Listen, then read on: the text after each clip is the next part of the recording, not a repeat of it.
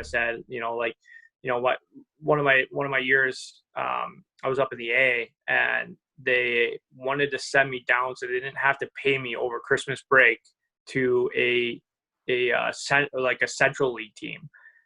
On Christmas. I was supposed to fly back to Jersey, had my plane booked and everything. And they're like, yeah, we're going to send you down to Rio Grande for the next week. Well, Rio Grande had just got off their winter break, so their break was getting over and starting. Ours was just finishing, so I was going to have to go right into playing games.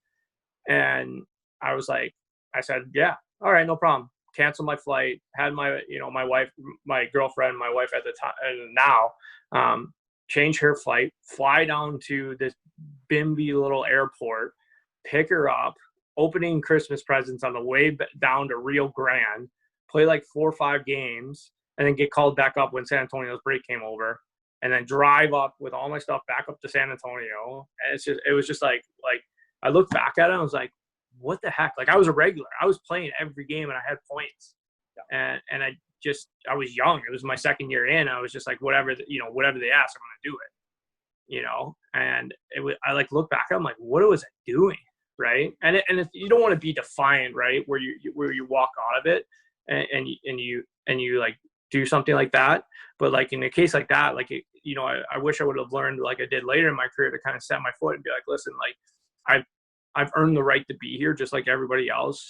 And I've proven myself that I can be here. It's not like I was messing up or not being, I was doing off ice, like in the community stuff, and I was doing everything they were asking me for, stayed on the ice late.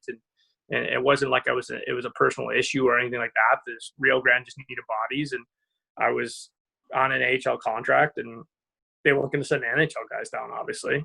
And it was still at the beginning of the year too, so we're still relatively healthy too. So, or like middle of the year, so we hadn't hit that like January kind of 90 games in 30 days or whatever that breaks everyone down. So we're still relatively healthy. So I was just kind of like the youngest guy that they just kind of sent down. But then you look, you fast forward to later in my career when I was in Utica and had Travis Green, who's the new Vancouver coach and stuff like that, and Utica's first year in the league.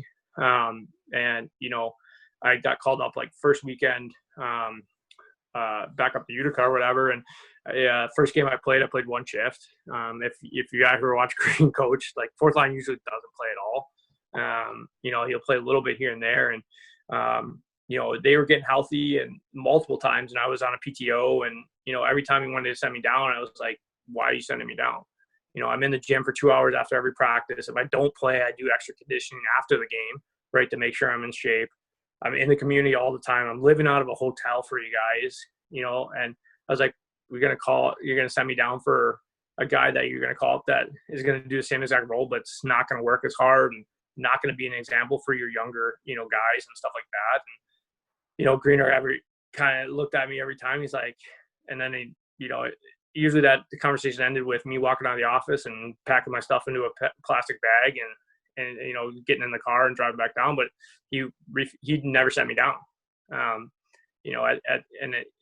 talked to him at the end of the year about it, and he was just kind of like, dude, I couldn't send you down. I was kind of one of those things like, you could healthy scratch me. I'm like, I'd rather be in the AHL than the East Coast, but if you're going to healthily scratch me, you got to come in and like shake my hand, and I'm going to be pissed. Like, I'm going to forewarn you every time. I'm going to give you a pissed off look. I'm going to be mad, right? I'm not going to make a scene or anything like that. I'm going to put my workout gear on. I'm going to go work out for, my hour, get my cardio in and stuff like that. And I said, listen, the day you come in and I'm okay with you healthy scratching me, that's the day I want you to send me down. And that's kind of the mentality that Greener, if you ever listen to him coach or the way he played or his philosophies, that's the kind of guys he wants. He wants guys that are going to work hard and be team guys and willing to define them sometimes, right, to stand up. I think that's why he's gotten to where he is, and I think he's gotten to Vancouver's organization to where it is, right? From this year, obviously it helps with the talent that they've brought in, but he's like, I just couldn't send you down. And that's what you want to make for your coaches. You want to make it impossible. Like, you don't want to make it easy for your coaches to send you down. And like I said, it's being able to stand up for yourself sometimes too, but also not cockiness. It's a confidence that like there's no one going to outwork me or be a better teammate or understand the circumstances too. I think that's the other thing, right? Is you have to at that level understand the circumstances you're in. Like I understood I wasn't playing when we were down a goal. I was a goal scorer in college, but once you turn pro, everyone's a goal scorer. So you have to find your niche.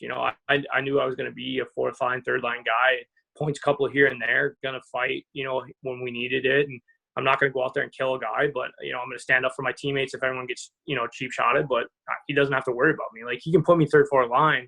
Like there was never a game where he put me in. He was worried about how hard I was going to work. Right. Yeah. And that's where I think I kind of stepped,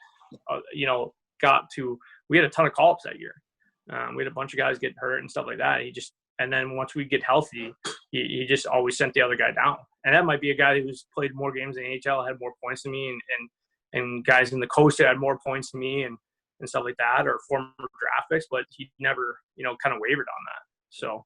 How many AHL games did you play? I remember it being like over 200, 250, right? Well, I don't even know. It was a lot. Yeah.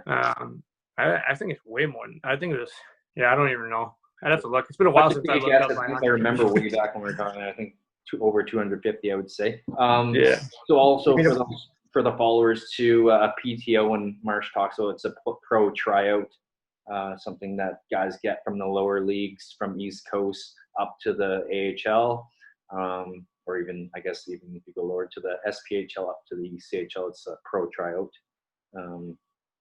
But yeah. So essentially it's a 30-day temporary contract where they can kind of cut bait with you at any time and send you home. They're not obligated. So essentially you're being prorated a certain salary for that 30 months. Then you have to re-up. So every 30 days I'd have to re-sign a new PTO. I think it's 30 days. It might have changed now.